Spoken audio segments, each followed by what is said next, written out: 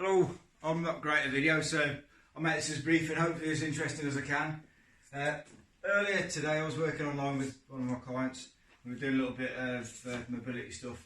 We were doing some hip mobility drills, and she inadvertently came up with a progression which I hadn't thought of. I've been on the computer quite a lot during lockdown and my hips have got tight, so I thought I'd give them a crack and have a little bit of a practice. Now the problem with tight hips is it can lead to pain. It can lead to back pain, knee pain, ankle pain, foot pain and neck pain. They're just shit really, to be fair. So I thought I'd take you through the progressions and you can have a go. So first off, you're going to get yourself on the floor, knees out either side, just give your hips a little rock and allow your knees to come out naturally as far as they will. What we want to try and get is the ankle in line with the knee and the knee in line with the hip and the instep facing down. If you're too tight to do that, then by all means let your feet come in slightly, but ideally we want to keep that kind of position. We're going to keep the arms straight. I'm going to sit back into it. From there then, all we're going to do is just rotate the foot up and we push the hip down towards the ground. So we're bringing the foot up and pushing the hip down.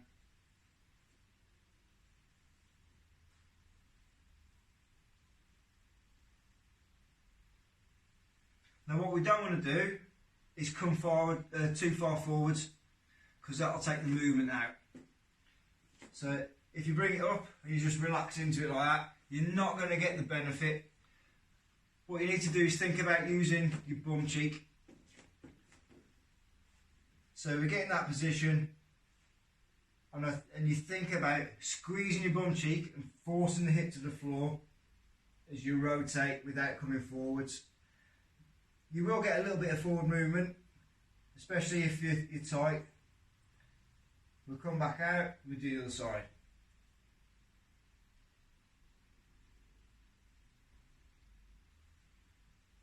If you want to progress that a little bit more, get a bit more into it, you can use your eyes.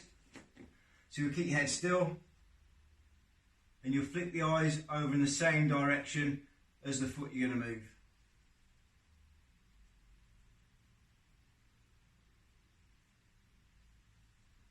And it's just a little hack to get you a bit more movement. So that's the first one. We progress on from that. It's pretty much the same, but you drop down onto the elbows. Excuse me. So you drop down, sit back, give it a little wiggle, let your knees come out naturally. And then from that position, again, we're just going to squeeze the glute, bring the leg up, drop it back down.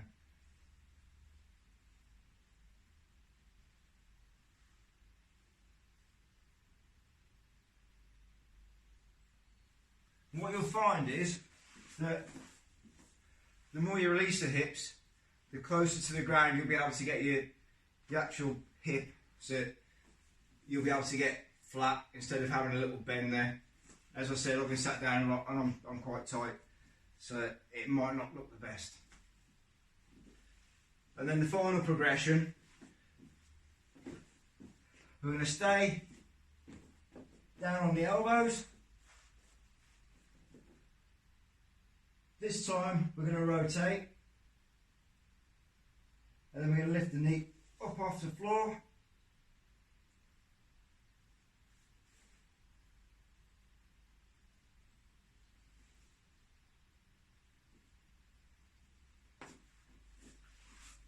And that's pretty much it.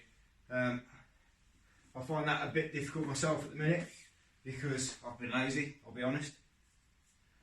But I'll go through them all again so you can see them and see how you get on.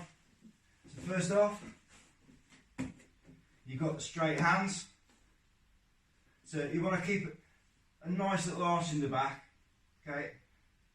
And then it's just a matter of rotate and squeeze.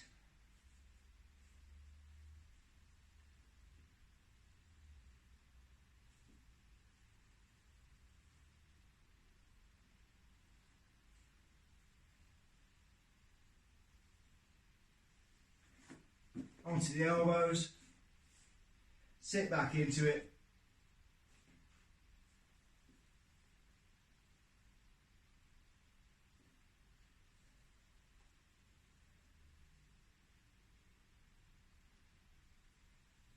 And then finally, lifting it up.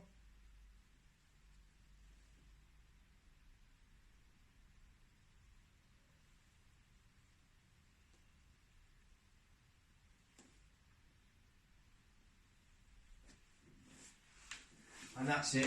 It's not perfect by any means, but at least it gives you something to start getting on with and having a go. Cheers for watching.